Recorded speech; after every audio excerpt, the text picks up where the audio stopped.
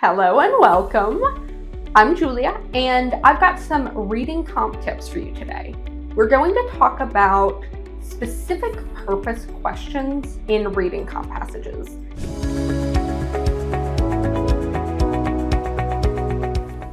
These are similar to boldface method of reasoning questions.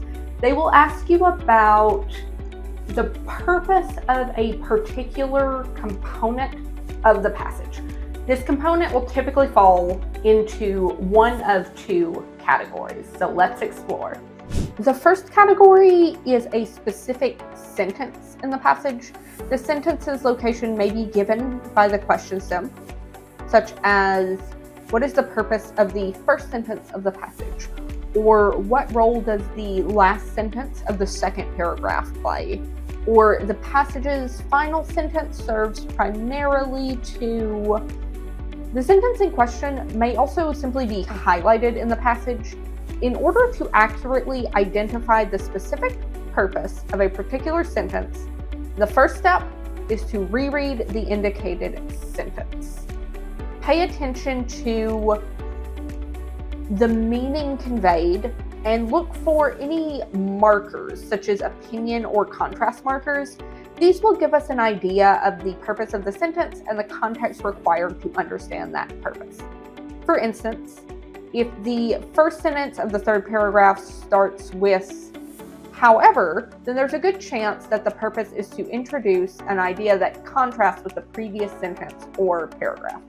If the sentence starts with additionally, then it's probably offering some supporting evidence for a different sentence, and that sentence could be more than one sentence above our target sentence. Now that we've assessed the markers in our sentence, we can move on to step 2, which is to reread the sentences surrounding the indicated sentence for context. The amount and distance of context sentences will vary a bit, but if we've read and understood the passage, it should be reasonably easy to find the relevant context area. Let's read through an example passage to apply this.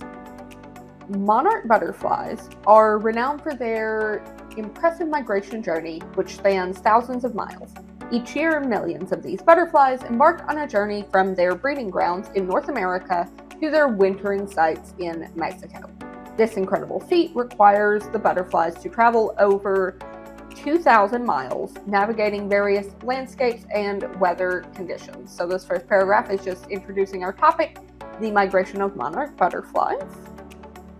The migration is primarily driven by seasonal changes. As temperatures drop and daylight hours shorten in the fall, monarchs begin their journey southward. During this migration, they rely on a combination of environmental cues and an innate sense of direction. Remarkably, no single butterfly completes the entire round trip. Instead, the journey is completed over multiple generations, with each new generation continuing the trek started by their predecessors. This talks a bit more about the trigger for the migration and also the butterfly's experience on the migration. The wintering sites in Mexico are characterized by specific environmental conditions that provide a suitable habitat for the monarchs. These sites, typically located in the Oyamel fir forests of central Mexico, offer the cool temperatures and high humidity necessary for survival. The monarchs cluster together in dense groups, covering the trees in a blanket of orange and black. So this paragraph talks a little bit more about their southern environments that they migrate to. Upon the arrival of spring, the butterflies begin their northward journey back to North America. This return trip is marked by the reproduction of new generations, each continuing the cycle of migration. The monarch butterfly's migration is a remarkable natural phenomenon, demonstrating the extraordinary abilities and resilience of these delicate insects. So they're done in Mexico and they're coming back to North America, completing their migration cycle. Let us look at a specific purpose question for this passage. What is the purpose of the highlighted sentence? to offer location suggestions for tourists who want to see the trees blanketed in clusters of monarch butterflies, or to clarify the specific conditions that monarchs need in a winter habitat. So, we're going to go and reread the sentence again.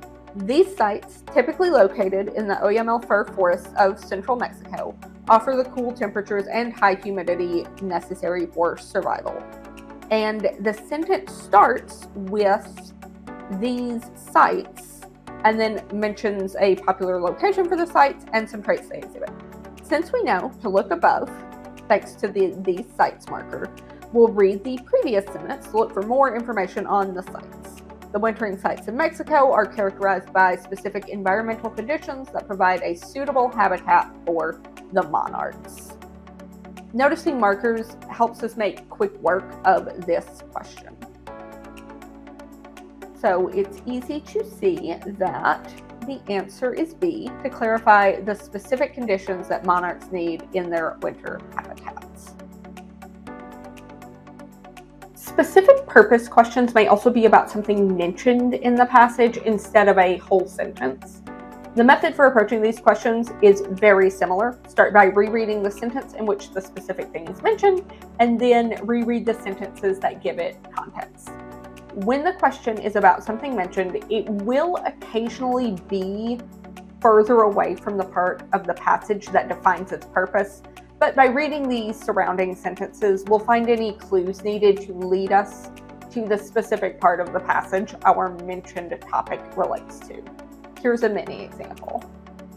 The Great Barrier Reef, located off the coast of Queensland, Australia, is the world's largest coral reef system. Stretching over 14,000 miles, it is composed of nearly 3,000 individual reefs and 900 islands. This natural wonder is home to an incredible diversity of marine life, including over 1,500 species of fish, 411 species of hard coral, and numerous other organisms. Why does the author mention over 1,500 species of fish? A, to illustrate the size of the reef, or B, to emphasize the biodiversity supported by the reef? Let's go back and find this mention. It is right here. So we will read this sentence. This natural wonder is home to an incredible diversity of marine life, including over 1,500 species of fish, 411 species of hard coral, and numerous other organisms. And then there's not that much to this passage, so the context might be given by the rest of it. The Great Barrier Reef, located off of the coast of Queensland, is the world's largest coral reef system. Stretching over 1,400 miles, it is composed of nearly 3,000 individual reefs and 900 islands. So the first sentence introduces the Great Barrier Reef. The second sentence talks about the size of it, how big it is and the space it takes up. And the third sentence is talking about the diversity of marine life.